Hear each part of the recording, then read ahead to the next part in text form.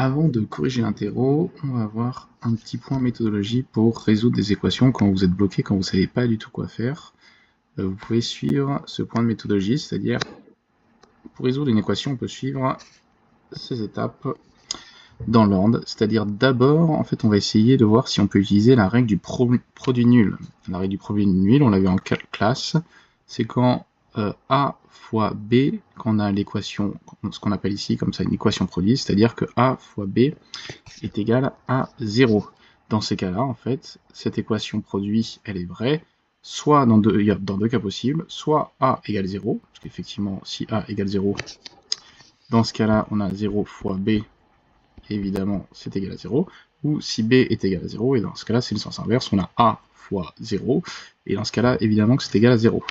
Et donc, dans ces cas-là, il suffit juste de résoudre deux équations du premier degré, c'est-à-dire qu'il faut résoudre A est égal à 0 et B est égal à 0. Donc c'est pour ça qu'on va essayer de tomber sur une équation produit qui est A fois B est égal à 0, parce que c'est particulièrement simple de résoudre une équation quand on a une équation produit. Pour tomber sur une équation produit, il faut des produits. Et pour avoir des produits, il faut transformer notre expression en produit. Et pour transformer une expression en produit, il faut factoriser. Factoriser, c'est transformer une somme ou une différence en produit. Et il faut aussi que notre égalité soit égale à 0, et comme ça, on va obtenir un produit de facteurs qui est égal à 0, donc c'est-à-dire, on va obtenir ça, A fois B est égal à 0. Ce qu'on appelle une équation produit. Tout le système, tout A fois B est égal à 0, c'est une équation produit. Du coup, pour factoriser et pour avoir un produit et une équation produit à la fin, deux manières de faire. Soit on va utiliser les identités remarquables qu'on connaît, donc on va identifier. Donc là, il faut identifier si on a les formes développées d'identités remarquables et on va les transformer, on va les factoriser. Donc il faut les connaître. A carré plus 2AB plus B carré, c'est égal à A plus B au carré. Ça, c'est égal à A moins B au carré. Et ça, c'est égal à A moins B fois A plus B. Je peux l'écrire ici. A moins B fois A plus B. Donc celles que j'ai rajoutées, c'est les formes développées, et ça, c'est les formes factorisées, et ça, c'est les formes développées. Donc il faut identifier, voir si on n'a pas les formes développées, ici, et si on les a, on va pouvoir factoriser, on va les transformer en forme factorisée. Ça, c'est la première manière pour factoriser et pour, à la fin, obtenir une équation produit. Deuxième manière, c'est en utilisant un facteur commun, c'est-à-dire qu'on va voir si on n'a pas un facteur, qu'on va nommer K, qui va multiplier à la fois les termes A et le terme B. Donc un facteur qui multiplie tous les termes de notre équation. Dans ce cas-là, on va faire ce qu'on appelle, on va le mettre en facteur, et on va pouvoir avoir là un produit qui est K fois A, où A c'est égal à A plus B. Donc voilà, ça c'est pour factoriser. Maintenant, si on ne peut pas utiliser cette règle bien utile du produit nul, c'est qu'il va falloir développer. Dans le but d'obtenir à la fin quelque chose, on va essayer de trouver la valeur d'un seul x pour obtenir x est égal à un nombre. Pour développer, il y a deux manières de faire. Soit on va utiliser l'identité remarquable, ici elle sert essentiellement à gagner du temps, c'est-à-dire qu'on va essayer de voir si on n'a pas une forme factorisée, donc c'est en sens inverse là, une forme factorisée d'identité remarquable, et pour les transformer en forme développée. On va faire la même chose en sens inverse, c'est-à-dire A carré plus 2AB plus B carré. Donc celle-ci, la 1, c'est la 1 ici. Là, on a la forme en haut, là, c'est la forme développée, et en bas, c'est la forme factorisée. Voilà. Donc pour développer, on va essayer d'identifier si on n'a pas une forme factorisée, qu'on va développer ensuite.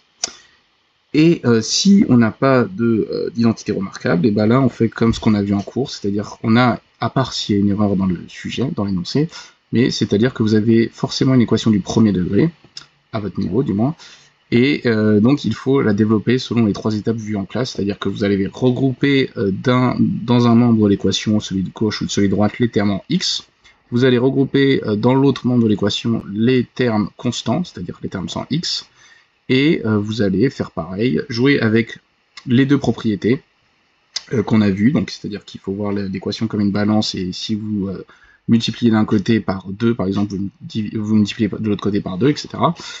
Donc vous allez jouer avec les deux propriétés de l'égalité sur une égalité que je vais vous rappeler au moment de corriger l'interro. Et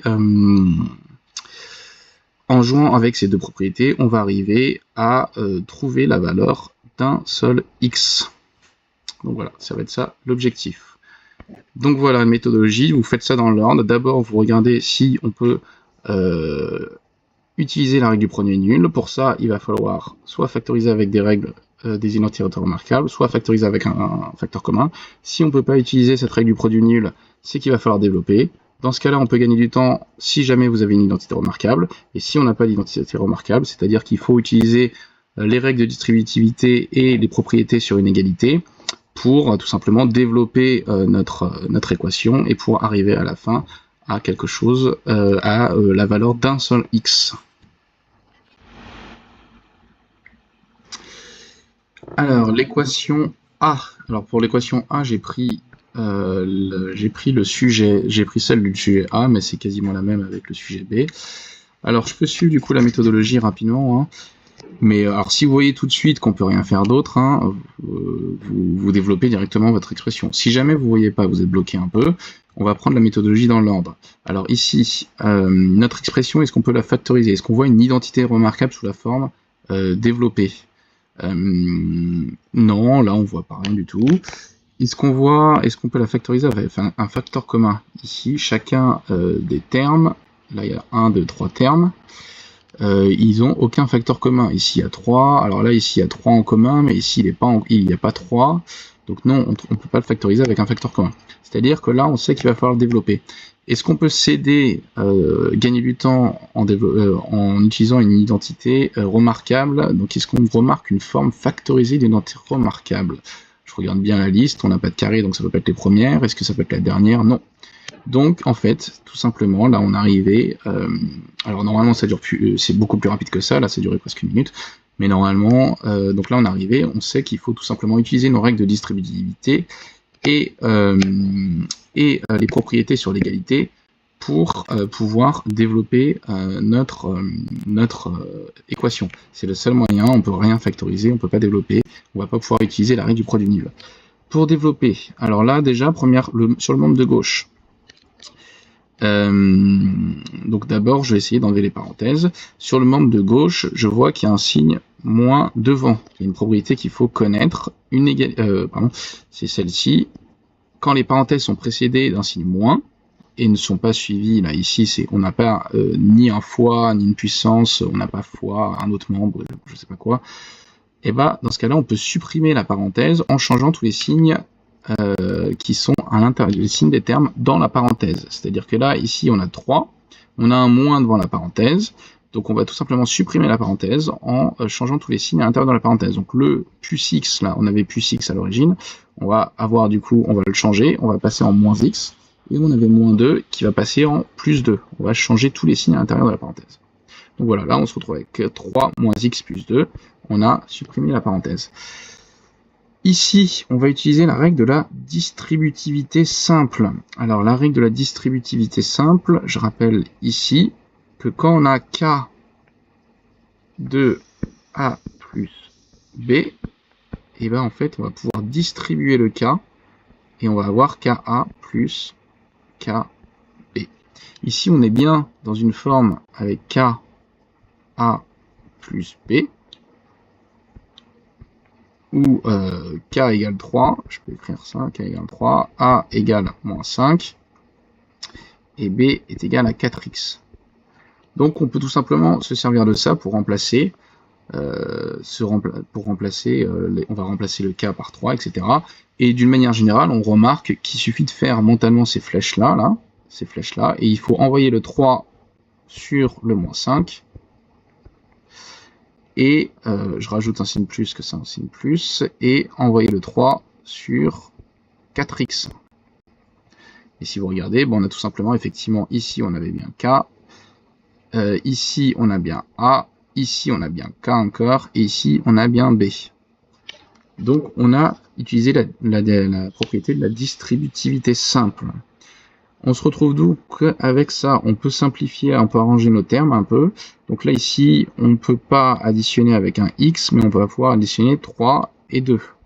Donc ça va faire 5 moins x.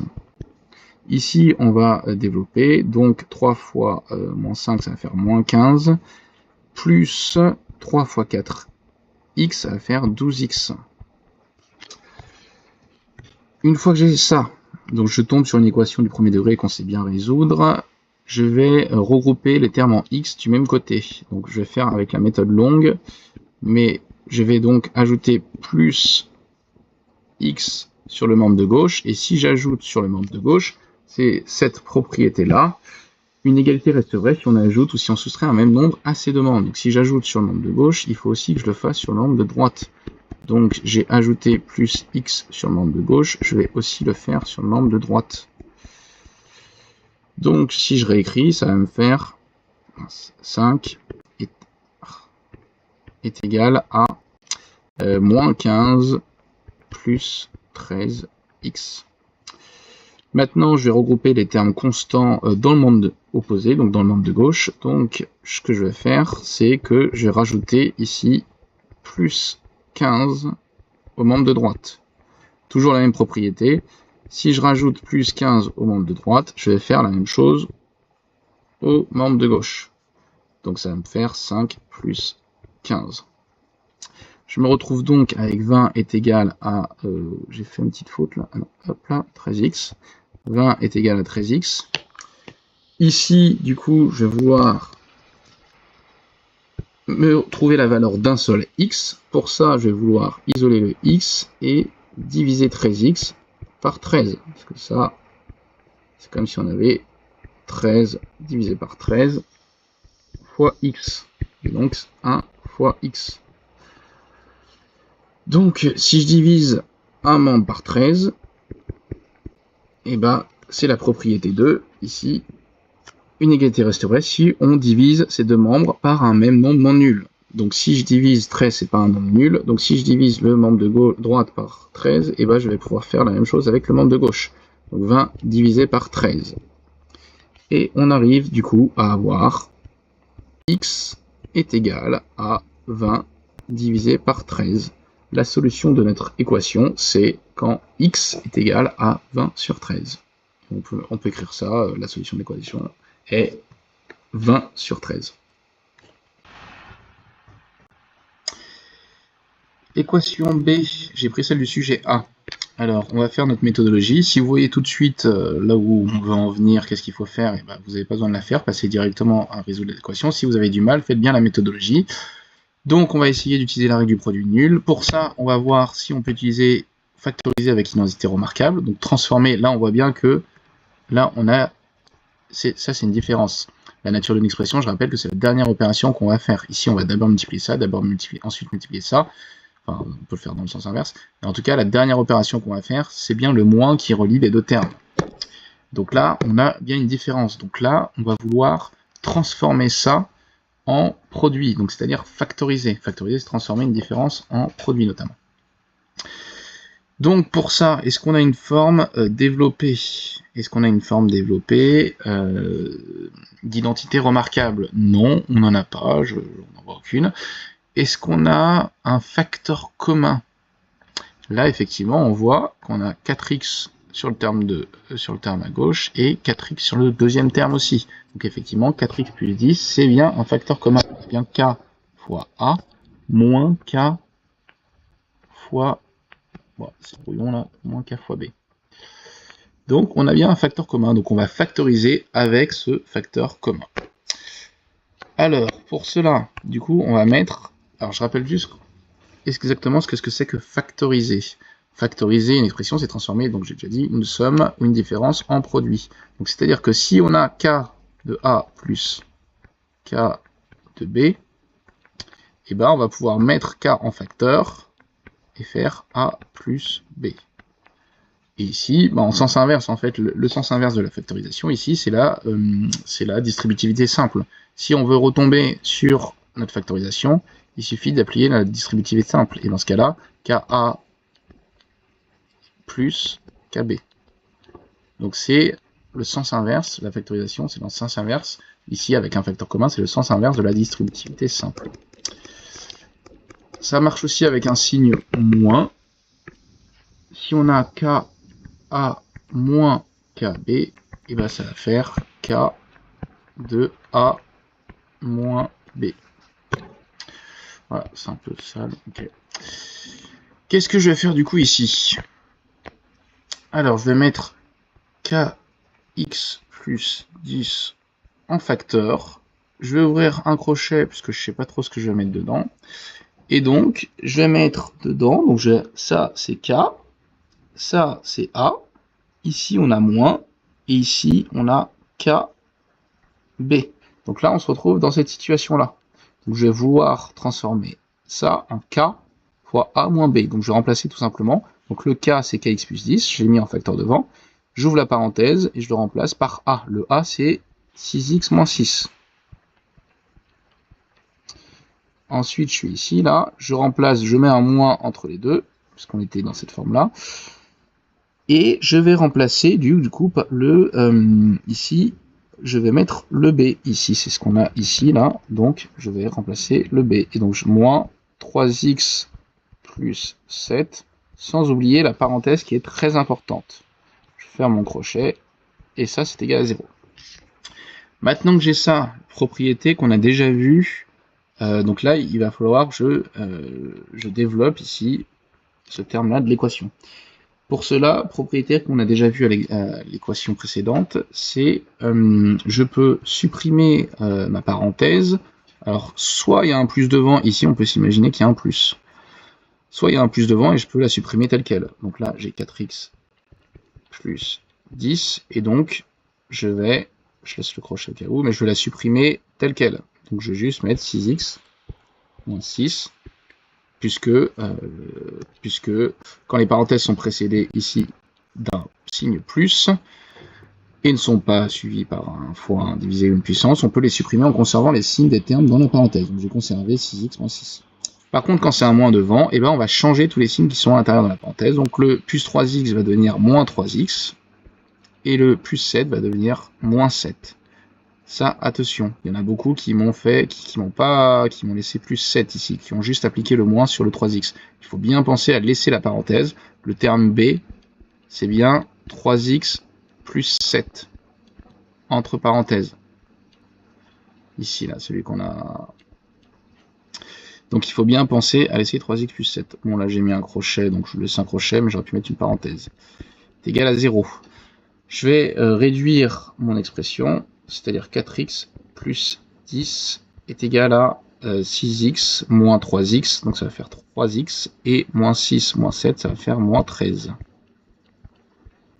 Et là, justement, je me retrouve avec une équation produit, c'est-à-dire qu'on a un produit de facteurs, ça c'est le produit de facteurs, et qui est bien égal à 0. Donc c'est bien une équation produit.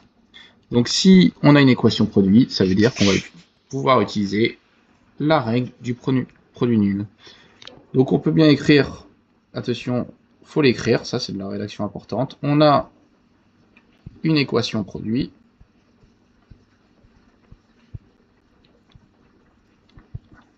Donc on peut utiliser,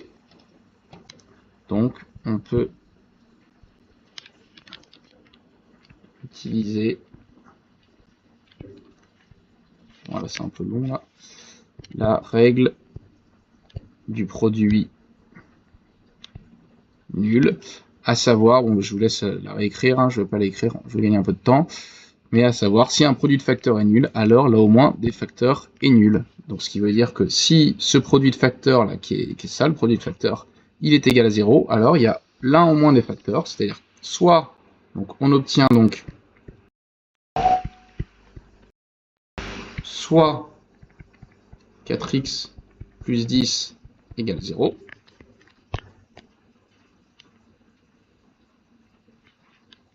soit 3x moins 13 égale 0. Il y a l'un au moins des facteurs qui est nul.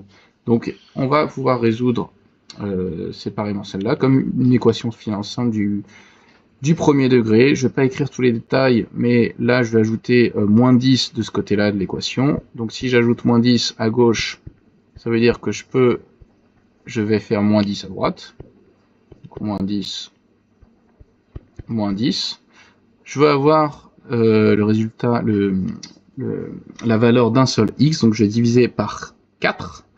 Donc si je divise par 4 à gauche, je vais diviser par 4 à droite.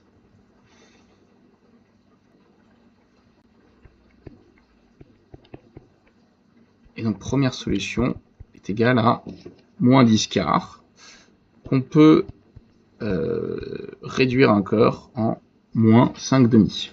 On peut simplifier, puisque 5 fois 2 et fois 2, on barre de 5.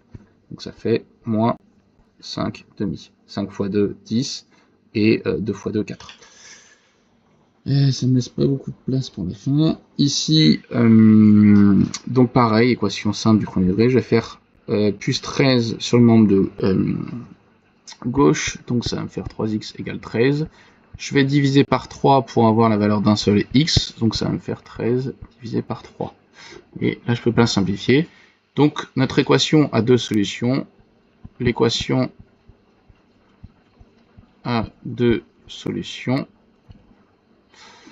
Moins 10 quarts et 13 tiers. L'expression, l'équation C, pardon, qui est commune au sujet A et B. Alors, on va faire les mêmes étapes dans l'ordre. Est-ce qu'on peut factoriser ici pour utiliser la règle du produit nul? Alors, est-ce qu'on a une identité remarquable sous la forme factorisée, développée, pardon? La première non, la deuxième non, et a carré moins b carré. Ici, on a bien a carré, mais ici, non, c'est pas b carré. Donc non, on ne peut pas factoriser avec une identité remarquable. Avec un facteur commun, ici, on a 2x moins 4. Et ici, ça ressemble à 2x moins 4, mais ça n'est pas exactement. Donc non, on ne voit rien en commun dans les deux termes. Donc on ne peut pas non plus factoriser avec un facteur commun. Donc on ne va pas pouvoir utiliser la règle du produit nul. Il va falloir développer. Est-ce qu'on peut gagner du temps dans notre développement en utilisant une identité remarquable, une forme factorisée? Est-ce qu'on identifie une forme factorisée d'identité remarquable? On les relie bien. Il y a a plus b carré, a moins b carré, a moins b fois a plus b. Et ici, effectivement, là, on remarque l'IR numéro 2, c'est-à-dire a moins b au carré, qui est égal à, ici, a carré, moins 2ab plus b carré. Sur le terme, l'autre terme, par contre, en revanche, on ne voit pas d'identité remarquable, donc il va falloir utiliser les règles des distributivités habituelles. En l'occurrence, on va revenir sur la distributivité double. Alors, premier terme, du coup. Alors, on a ici, donc, ce qu'on a dit, c'est que là, on a bien la forme a moins b au carré, avec a qui est égal à a 2x, et b qui est égal à 4. Donc on va tout simplement remplacer a et b dans cette forme développée de notre identité remarquable. Donc on va écrire, donc par exemple, a carré. Donc on va écrire a carré, a étant 2x. On n'oublie pas la parenthèse, ça va être 2x au carré. Moins 2 fois a c'est toujours 2x, fois 4, puisque b c'est fois b, donc b est égal à 4, et plus b au carré, donc plus b est égal à 4 toujours, donc 4 au carré. Ici, on pourrait mettre une parenthèse, mais ça ne sert à rien. Moins, et là, donc c'est ce que je disais, c'est qu'en fait, il va falloir utiliser la double distributivité. La double distributivité, c'est quand on a quelque chose de la forme a plus b fois c plus d, et bien en fait, on va distribuer le a d'abord sur c et d, et distribuer le b dans un second temps sur c et d. Et en prenant à chaque fois le signe qui appartient. S'il y a un b, ben on prend s'il y a un moins b, et ben on prend le moins devant. Ici, donc il faut bien penser déjà à laisser le moins ici, parce qu'il va s'appliquer ensuite à toute la parenthèse. On peut mettre même un crochet. Là, donc on va distribuer le 2x. 2x, on va le distribuer sur le 2x. À chaque fois, on met des plus. 2x qu'on va multiplier par, ici c'est moins 2x, moins 2, pardon, plus, là maintenant, on va distribuer le moins 10 sur le 2x, et plus moins 10 fois moins 2, sans oublier les parenthèses. Donc là, voilà, donc ça c'est un moins 2, ça. Et tout ça qui est égal à 0. Ça, on va réarranger, du coup, 2x au carré. Alors, je peux l'écrire, enfin, je ne vais pas les réécrire dans la rédaction, mais 2 fois x fois 2 fois x. Ça fait donc 4x au carré. Ça, c'est 2x au carré. Donc, on va écrire 4x au carré. Moins 2 fois 2x fois 4. Donc pareil, hein, ici c'est comme s'il y avait un fois, mais on peut d'abord multiplier un constant, 2 fois 2 fois 4, ça fait donc 16, et à la fin on multiplie par x, ça fait moins 16x, plus 4 au carré, c'est-à-dire 16, moins, ici, finalement la même chose que ici, ça va faire 4x au carré, et heureusement, on verra ça plus tard, plus moins 2 fois 2x, donc mince. Donc là, le plus devient, enfin le moins, c'est moins 4x. Plus moins 10 fois 2x, donc on va faire moins 20x. Et, alors là, ça paraît plus très bien, mais je crois que c'est un moins 2. Donc ça va faire plus 20. Parce que moins 10 fois moins 2, ça fait plus 20. Et tout ça, c'est égal à 0. On se souvient de la propriété, si on a un moins devant une parenthèse qui n'est pas suivie d'un fois, d'une multiplication, d'une division, d'une puissance, et ben on peut tout simplement changer tous les termes à l'intérieur de la parenthèse. Donc là, je vais réécrire juste en changeant tous les termes à l'intérieur de la parenthèse. Donc le plus 4x au carré devient moins 4x au carré, le moins 4x devient plus 4x, le moins 20x devient plus 20x, et le plus 20 devient moins 20. Je peux simplifier ensuite mes expressions. 4x au carré moins 4x, il se barre. 16x plus... alors ici, on a 24x. Donc, on va le réécrire. À la limite, 16x plus 4x plus 20x plus 16 moins 20 est égal à 0. J'ai oublié quelque chose, non? Ah oui, j'ai oublié x. Donc ici, ça va faire du coup moins 16 plus 24, ça va faire 8x moins 4 est égal à 0. Là, on se retrouve avec une équation classique du premier degré. Je vais faire plus 4 des deux côtés. 8x est égal à 4. Parce que j'ai fait plus 4, ça on n'est pas obligé de le noter à chaque fois. Hein. Et je vais pouvoir obtenir la valeur d'un seul x, donc je vais diviser par 8 des deux côtés, et donc je vais faire égal 4 sur 8. J'ai divisé par 8 des deux côtés. Et ça, je peux le simplifier. 4 fois...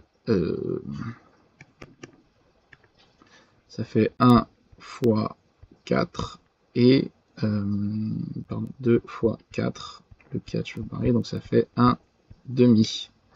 Donc la solution 1 demi est solution de l'équation.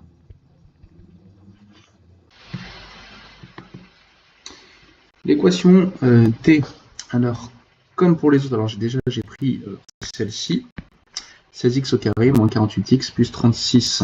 J'ai pris celle de sujet B. Alors que pour les autres, on va faire dans l'ordre, on va essayer de voir si on peut utiliser la règle du produit nul, et pour ça, on va essayer de voir si on peut factoriser cette expression qui est sous la forme développée. Donc là, on voit bien que les dernières opérations qu'on va faire, c'est une soustraction ici et une addition. Donc il faut essayer d'avoir une équation produit. Qu'est-ce qu'on remarque directement? Donc, première étape, est-ce qu'on a une identité remarquable sous la forme développée? Là, directement, on remarque effectivement, on pourrait avoir a carré moins 2ab plus b carré. La question, ça va être de savoir si on a bien ici 2 fois a fois b. Donc, parce que ici, là, le a, ça va être égal à la racine de ça, le b, ça va être la racine de ça, donc c'est 6. Et est-ce que si on multiplie 2 fois a fois b, on aura le facteur qui est au centre, le terme qui est au centre de notre équation. Donc, ça va être ça l'enjeu, il va falloir vérifier ça dans un premier temps. Mais a priori, ça semble ressembler à cette identité remarquable. Donc là, je vais partir sur cette hypothèse, a carré moins 2ab plus b carré, point d'interrogation. Donc, on va tester hein, si ça marche. Alors, pour tester, donc a carré, on sait que c'est égal à 16x au carré. Donc, nous, ce qui nous intéresse, c'est juste a, dans un premier temps, pour faire ensuite, parce que là, on va tester si moins 2ab, c'est bien égal à moins 48x. Donc, le a, c'est égal à racine de a carré. Et donc, c'est égal à racine de 16x au carré. Ah. Ça, normalement, il faut connaître les propriétés sur la racine carrée. On sait que quand on a racine de a fois b, et là, on peut dissocier a et b. On peut faire racine de a fois racine de b. C'est un peu comme avec les puissances. Les puissances, quand on a a fois b puissance n, et bien ça, c'est égal à a puissance n fois b puissance n. Donc là, on va dissocier pour calculer. On va faire racine de 16 fois racine de x au carré. Et ça va nous donner 4 fois x. 4 fois 4, ça fait bien 16. Et x fois x, ça fait bien x au carré. Et donc, on peut réécrire 4x. Donc le a, ça va être 4x. Le b, beaucoup plus simple. On a b au carré qui est égal à 36, soit b, tout ça c'est au brouillon, tout ce qu'on fait là, c'est au brouillon. Soit b est égal à racine de 36, donc on a directement 6. Donc là, on a notre a carré. On a notre a carré, donc notre a c'est égal à 4x. Notre b, il est égal à 6. Est-ce que moins 2ab, ça va être égal à moins 48x? C'est la question. Si c'est égal à ça, alors on a bien une identité remarquable de la forme a carré moins 2ab plus b carré. Il suffit de faire le calcul. Moins 2 fois a, c'est 4x. B, c'est 6. Donc moins 2, enfin on va laisser le moins devant. 2 fois 4x, 8x. Fois 6, 48x. Donc on retombe bien sur moins 48x. Donc effectivement, on peut bien dire qu'on a une identité remarquable de la forme a carré moins 2ab plus b carré. Donc là, tout simplement, et surtout, ça va nous permettre du coup d'utiliser la règle des produits nuls, parce que cette forme-là, qui est ici, et bah ça c'est la forme développée, et la forme factorisée de cette forme développée, ça va être a moins b au carré. Donc on va tout simplement remplacer dans notre expression a, qui est égal du coup a, on l'a vu, c'est égal à 4x, moins b qui est égal à 6, au carré est égal à 0. Donc là, on a écrit, ça c'est la même chose. C'est juste ça, c'est la forme développée.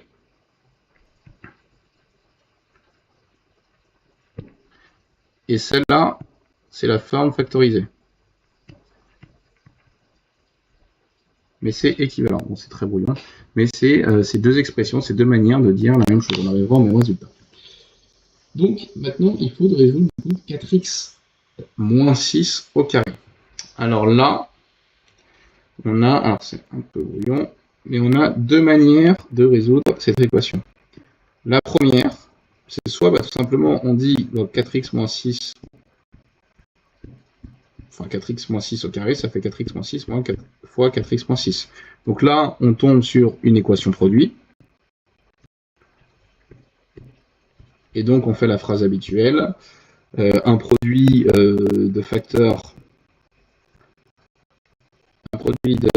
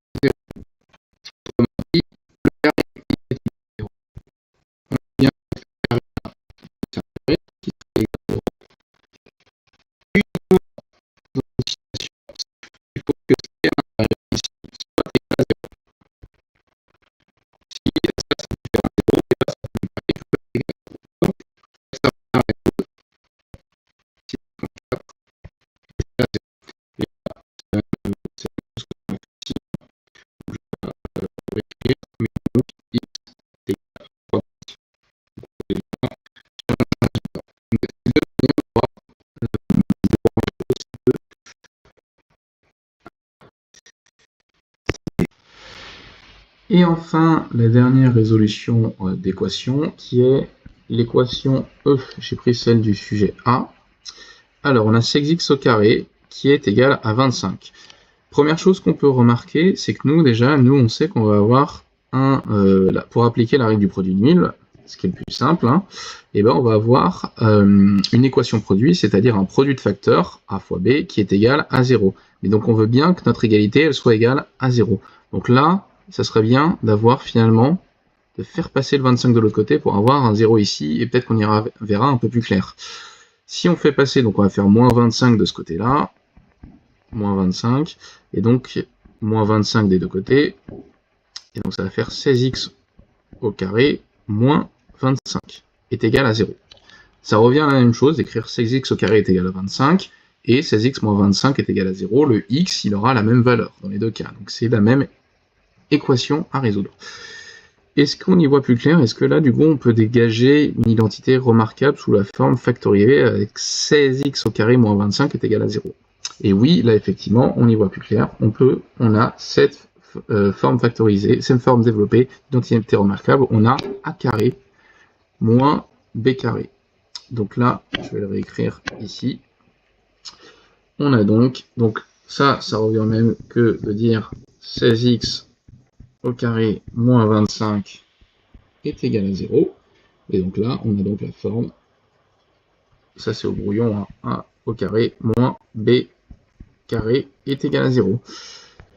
Cette forme-là, on l'a écrit ici. Cette forme-là, ça veut dire qu'on va pouvoir la transformer en produit de facteurs.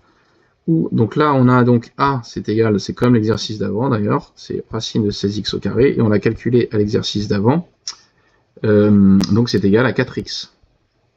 Et on peut vérifier dans l'autre sens d'ailleurs, si on met 4x au carré, c'est égal à 4x fois 4x, et donc c'est égal à 4 fois x fois 4 fois... C'est quoi ce truc?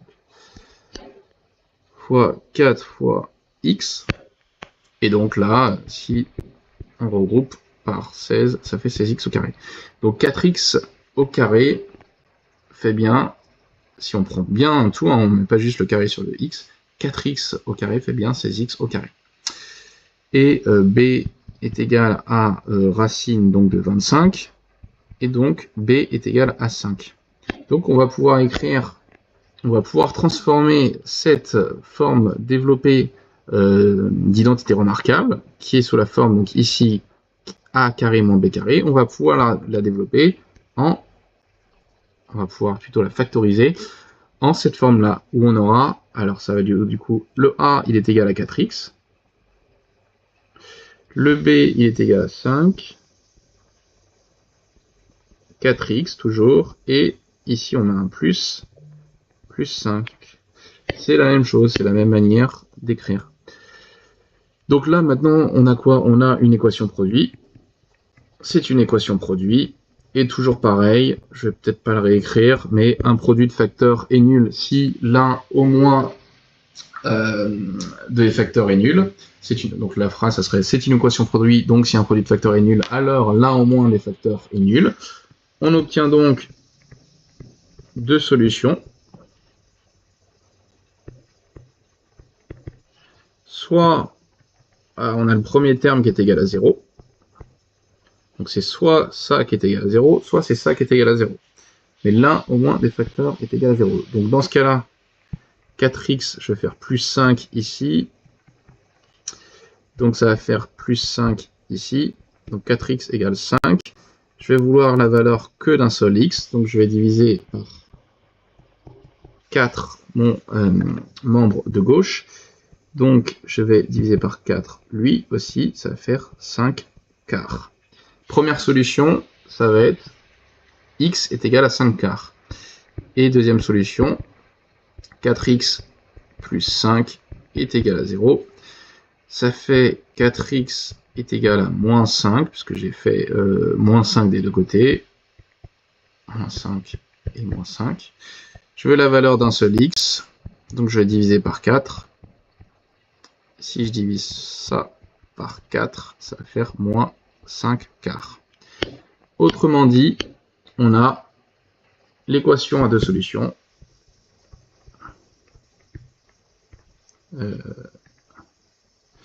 À deux solutions.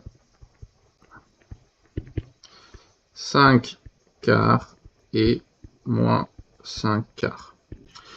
Il y avait une autre manière de procéder, que je vous ai mis d'ailleurs dans la méthodologie en plus petit, qu'on a vu en cours juste avant l'interrogation, donc c'était pas forcément attendu, mais elle est plus rapide, donc si jamais vous pensez à ce qu'on avait fait en cours juste avant, vous aurez pu le faire.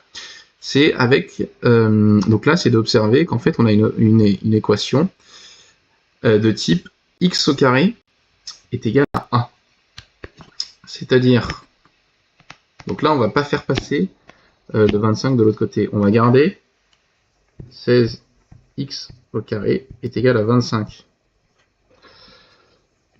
Donc là, finalement, si je divise ça par 16, pour avoir, je veux la valeur d'un seul x au carré. Donc je vais diviser par 16, ça va me donner x au carré. Ça aussi, je vais le diviser par 16 pour équilibrer l'équation et que l'égalité reste vraie. Donc ça va me donner x au carré est égal à 25 sur 16. Là-dessus, donc je rappelle la propriété. Donc on peut dire c'est une équation de type x au carré est égal à a,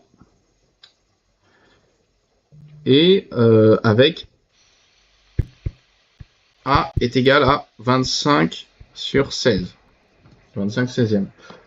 Or, si a supérieur à 0, ce qui est le cas ici, alors l'équation a deux solutions, deux points, ces deux solutions, c'est déjà fini, deux solutions, ces deux solutions, c'est racine de a et moins racine de a. Donc, je vais abréger parce que j'ai plus trop de place. Donc, x est égal à racine de 25 sur, c'était quoi, 16. Donc là, c'est un peu la même sur les racines carrées tout à l'heure. On avait vu que finalement racine c'était pour enfin racine de a fois b. On peut la dissocier et faire racine de a fois racine de b. C'est la même chose quand on a une division.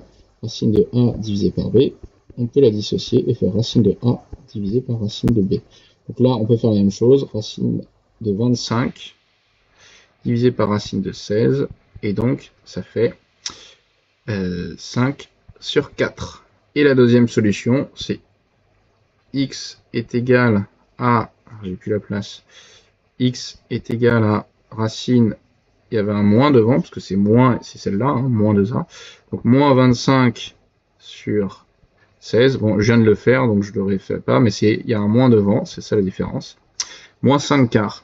Oui.